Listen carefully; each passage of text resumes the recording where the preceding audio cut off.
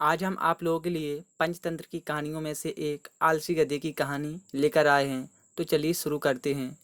किसी गांव में एक गरीब व्यापारी अपने गधे के साथ रहा करता था। व्यापारी का घर बाजार से कुछ दूरी पर ही था। वह रोज गधे की पीठ पर सामान की बोरियां रखकर बाजार जाया करता था। व्यापारी अच्छा और दयालु इंसान था और अपने गधे का अच्छी तरह ध्यान रखता था। गधा भी अपने मालिक से बहुत प्यार करता था, लेकिन गधे की एक समस्या थी कि वह बहुत आलसी था। उसे काम करना बिल्कुल अच्छा नहीं लगता था। उसे सिर्फ खाना और आराम करना पसंद था। एक दिन व्यापारी को पता चला कि बाजार में नमक की बहुत मांग है। उस दिन उसने सोचा कि अब वो बाजार में नमक बेचा करेंगे। जैसे ही हाट लगने का दिन आया, व्यापारी ने नमक की 4 बोरियां गधे की पीठ पर लाद दीं और उसे बाजार चलने के लिए तैयार किया। व्यापारी गधे के आलसीपन के बारे में जानता था, इसलिए गधे के न चलने पर उसने गधे को एक दो बार धक्का दिया और गधा चल पड़ा। नमक की बोरियां थोड़ी भारी थीं, जिस वजह से गधे के पैर कांप रहे थे और उसे चलने में मुश्किल हो रही थी। किसी तरह गधे को धक्का देते हुए व्यापारी उस आधे रास्ते तक ले आया।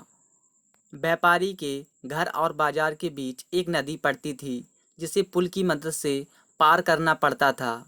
गधा जैसे ही नदी पार करने के लिए पुल पर चढ़ा और कुछ दूर चला, उसका पैर फिसल गया और वह नदी में गिर गया। गधे को नदी में गिरा देख व्यापारी घबरा गया और हड़बड़ाते हुए तैरकर उसे नदी से निकालने जा पहुंचा।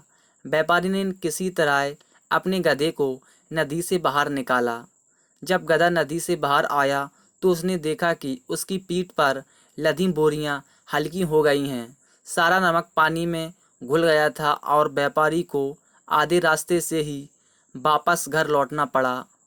इस वजह से व्यापारी को बहुत नुकसान हो गया, लेकिन इस घटना से आलसी गधे को बाजार तक न जाने की एक तरकीब सूझ गई थी। अगले दिन बाजार जाते समय जब पुल आया तो गधा जानबूझकर नदी में गिर गया और उसकी पीठ पर टंगी बोरियों में रखा सारा नमक पानी में घुल गया। व्यापारी को फिर से आधे रास्ते से ही घर लौटना पड़ा। गधे ने हर दिन ऐसा करना शुरू कर दिया। इसके कारण गरीब व्यापारी को बहुत ज़्यादा नुकसान होने लगा, लेकिन धीरे धीरे व्यापारी को गधे की यह युक्ति समझ आ गई थी। एक दिन व्यापारी ने सोचा कि क्यों ना गधे की पीठ पर ऐसा सामान रखा जाए जिसका वजन पानी में गिरने से दोगुना हो जाए। यह सोचकर व्यापारी ने गधे की पीठ पर रुई से भरी बोरियां बांध दीं और उसे लेकर बाजार की ओर चल पड़ा। जैसे ही पुल आया, गधा रोज की तरह नदी में गिर गया, लेकिन आज उसकी पीठ पर लदा वजन कम नहीं हुआ, बल्कि और बढ़ गया।